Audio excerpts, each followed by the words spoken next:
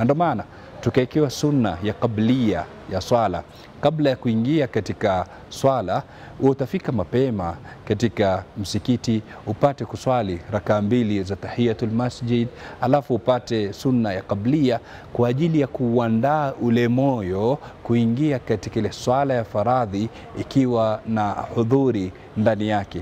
Na vile vile ikapendekezwa kabla kuingia katika swala iwe mazungumzo utakayozungumza sio mazungumzo ya dunia. Hata kama uko na mwenzako mnaelekea msikitini, kila mmoja ajitahidi kujishughulisha na kumtaja Mola Subhanahu wa Ta'ala, bali baadhi ya mashekhe walikuwa hawapendelei hata kuulizwa maswali, hata kama ni elimu, pindi wanapoelekea katika kuswali, ili asipate kushughulishwa katika kipindi kama hiki, ile apate kukusanya moyo wake katika kuingia katika ibada tukufu kama hii. Wa sallallahu ala sayidina Muhammad wa ala alihi wa sahbihi wasallam, walhamdulillahi rabbil alamin.